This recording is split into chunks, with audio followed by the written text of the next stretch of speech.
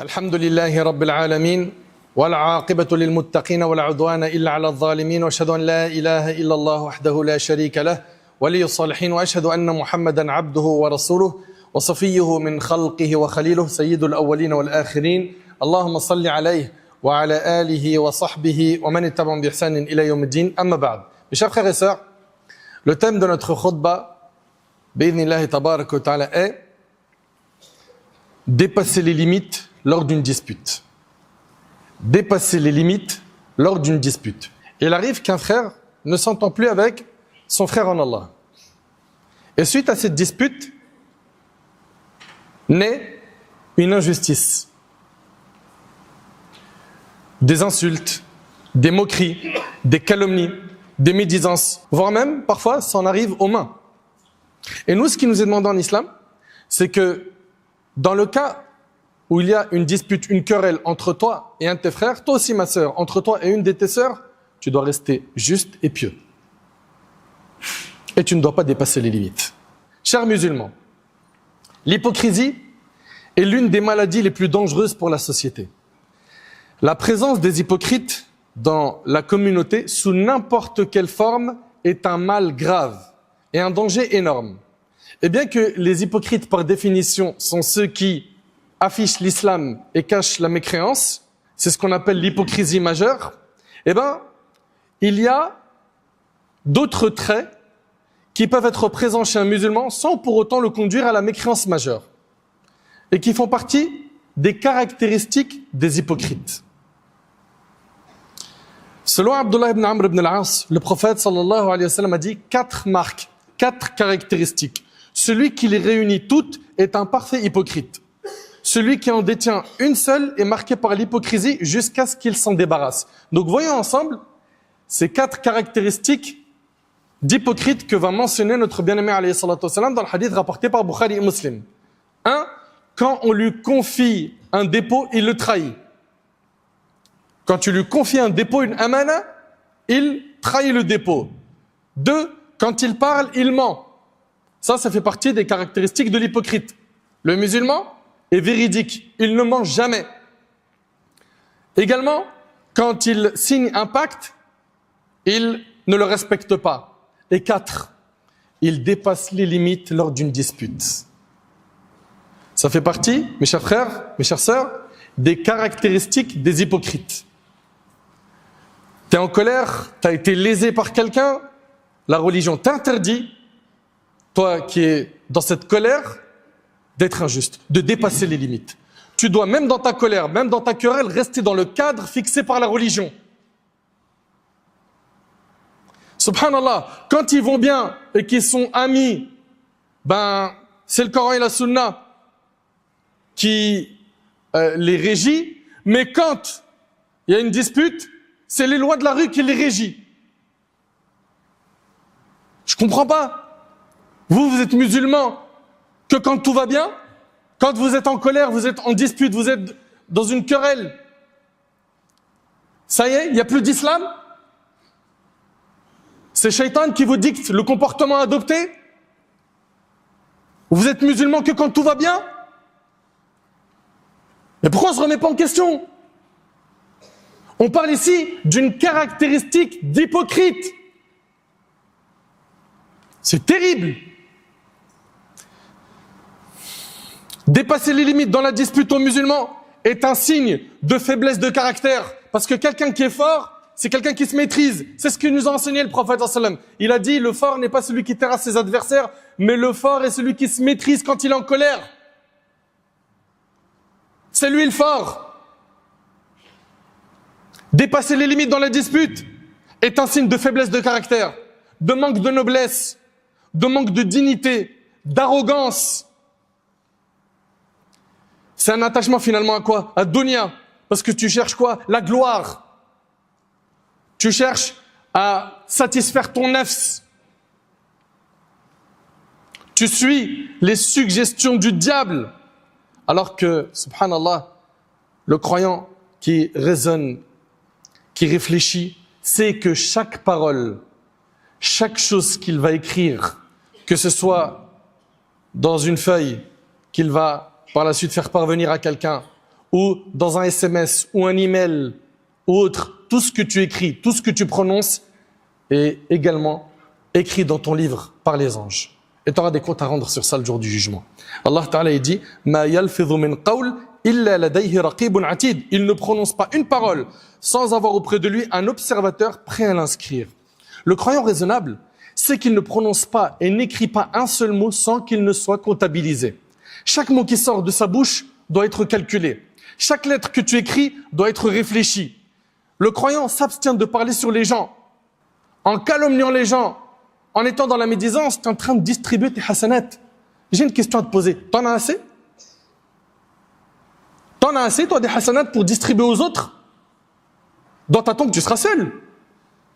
C'est quoi? C'est juste pour calmer la haine que tu as dans ton cœur? Apaise-la d'une manière religieuse. Regarde comment le prophète sallam a fait. Non. Quand ils vont bien, c'est le Coran et la Sunna. Quand ils vont mal, c'est les lois de la rue. Inna lillahi wa inna ilayhi raji'un. Le croyant ne se laisse pas emporter par les pensées de son âme qui désire la vengeance, évitant ainsi de trop en dire, ni par une haine intense qui pourrait le mener à la diffamation et à des accusations mensongères. Son amour de la victoire ne doit pas le pousser à accuser les autres de manière infondée, sans preuve, sans vérification des preuves.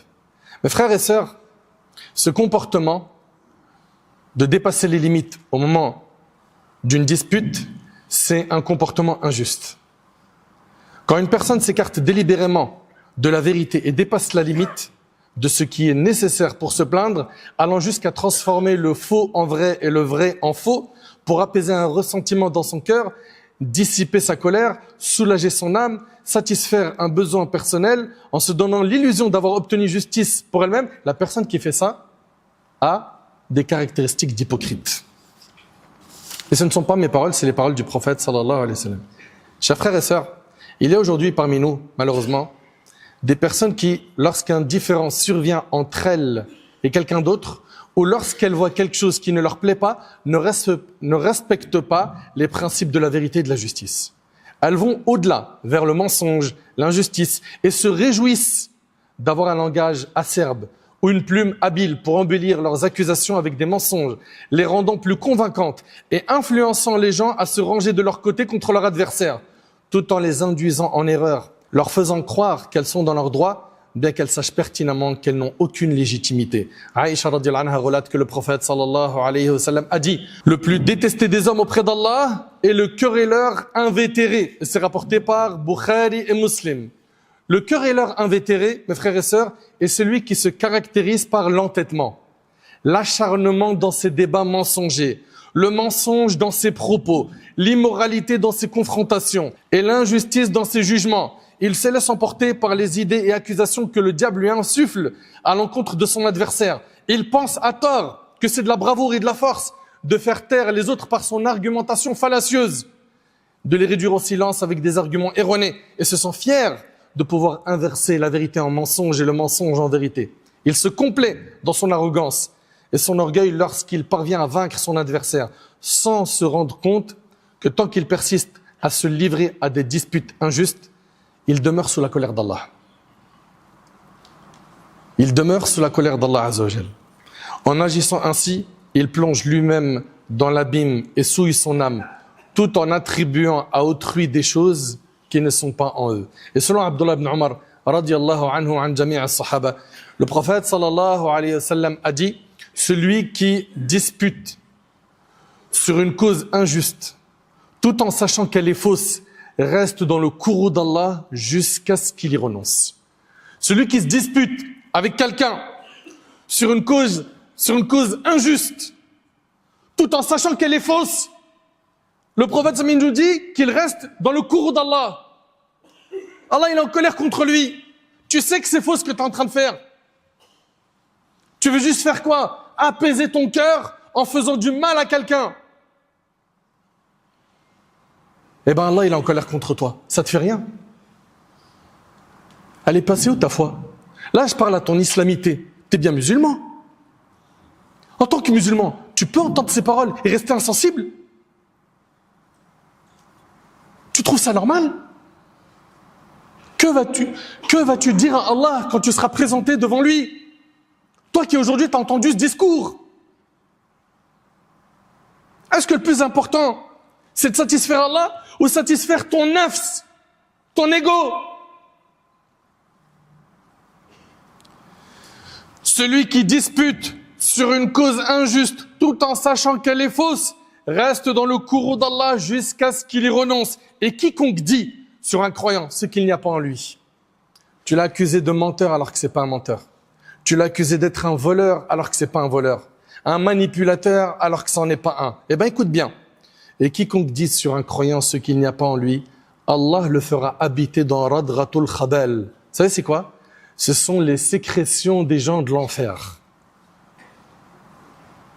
C'est-à-dire que son châtiment, ça sera d'être dans les sécrétions des gens du feu, jusqu'à ce qu'il soit délivré de ce qu'il a dit, et il n'en sera pas délivré, rapporté par l'imam Ahmad. Chers musulmans, chères musulmanes, craignons Allah subhanahu wa ta'ala, et que la haine envers quelqu'un, le désir de vengeance ou son mépris ne nous pousse pas à abandonner la vérité, à franchir les limites de l'honnêteté, à débattre avec des mensonges et à prendre du plaisir dans les polémiques. Abdullah ibn Mas'ud radiyallahu anhu, ce noble compagnon, relate que le prophète sallallahu alayhi wa sallam a dit « Soyez véridiques, car la véracité mène à la piété, et la piété mène au paradis. L'homme ne cesse d'être véridique jusqu'à ce qu'il soit inscrit auprès d'Allah comme un grand véridique. Et prenez garde au mensonge, car le mensonge mène au vice, et le vice mène en enfer. L'homme ne cesse de mentir jusqu'à ce qu'il soit inscrit auprès d'Allah comme un grand menteur. » Et c'est rapporté par Bukhari Muslim. T'es inscrit auprès d'Allah comme étant quoi? Un véridique ou un menteur? Pose-toi la question. Allah Ta'ala a blâmé les hypocrites pour leur voix élevée dans le mensonge. Allah Ta'ala, en les décrivant, il a dit « Et quand ils parlent, on écoute leurs propos. Et Allah a blâmé d'autres personnes en disant « Balhum qawmun khasimun » car ce sont des esprits chicaniers. Subhanallah. Le chicanier, c'est une personne qui cherche des querelles ou des disputes pour des raisons insignifiantes ou futiles. Allah Ta'ala dit وَالَّذِينَ يُؤْذُونَ الْمُؤْمِنِينَ وَالْمُؤْمِنَاتِ بِغَيْرِ مَا اكْتَسَبُوا فَقَدِ احْتَمَلُوا بُهْتَانًا وَإِثْمًا مُبِينًا. Ceux qui offensent les croyants et les croyantes pour une chose qu'ils n'ont pas commise se chargent d'une infamie et d'un péché manifeste. Dans notre société, il existe des individus qui ont cédé à leurs désirs et ont laissé leur passion les guider, tandis que ceux qui les entouraient leur ont laissé faire, jusqu'à ce qu'elles en deviennent malades et corrompues. L'injustice et l'arrogance se sont enracinés en eux et ils se sont adonnés à la méchanceté dans leurs conflits. Ils n'hésitent plus à accuser les autres à tort, sans se soucier de la religion. Ils se sentent tellement éloignés d'Allah qu'ils ont recours à tous les moyens, même illégaux, pour défendre un honneur fictif ou revendiquer un droit inventé. Certains vont même jusqu'à jurer faussement au nom d'Allah, oubliant ou faisant semblant d'oublier les paroles du prophète sallam qui a dit « Quiconque jure en prêtant un faux serment, afin de s'accaparer des biens d'un musulman, rencontrera Allah en colère contre lui » rapporté par Bukhari et Muslim. Mes chers frères et sœurs, les litiges, ils ont toujours existé parmi les gens depuis qu'ils existent. Et même les plus sages se sont disputés. Cependant, nous n'avons jamais été témoins d'une dégradation aussi profonde de l'honneur dans les conflits qu'à notre époque. Nous voyons des époux, lorsqu'ils se querellent, se livrer à l'injustice l'un envers l'autre. Chacun des membres de leur famille prend alors son parti et se lance dans des attaques, mentant et s'éloignant de la vérité. C'est aussi ce qui se produit entre un supérieur et ses employés, entre un employé et son supérieur.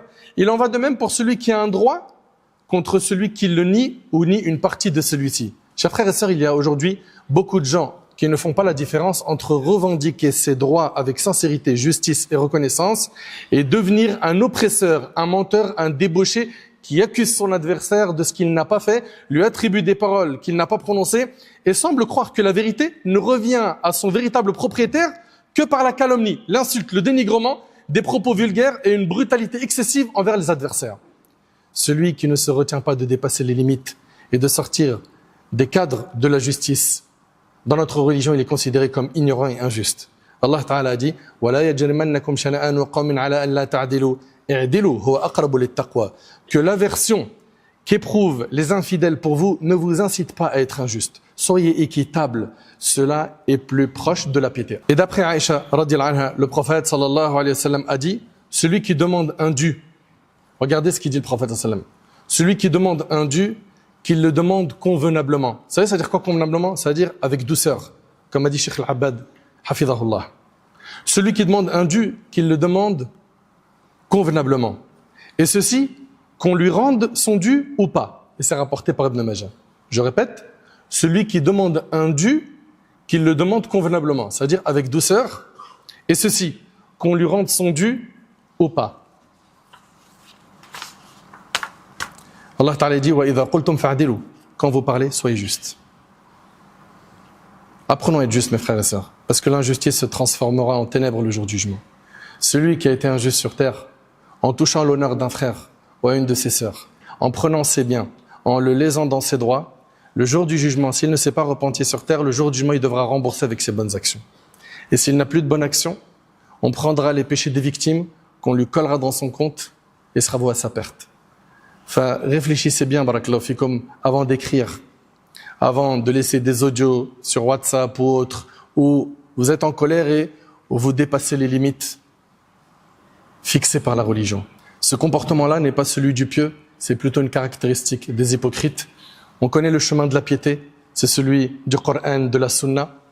Et là, on vient de voir une parmi les caractéristiques des hypocrites. À toi de faire le bon choix. Et repens-toi de toutes les calomnies, de tout le mal que tu as pu faire avec ta langue, ou en écrivant sur le net ou sur WhatsApp ou autre, en déchirant l'honneur de quelqu'un, en lui collant une erreur, un péché qu'il n'a pas fait ou qu'elle n'a pas fait. Qu'Allah subhanahu wa ta'ala nous réforme, qu'Allah tabarak wa ta'ala améliore notre situation, qu'Allah subhanahu wa ta'ala nous accorde une bonne compréhension de sa religion, qu'Allah subhanahu wa ta'ala nous accorde une bonne fin.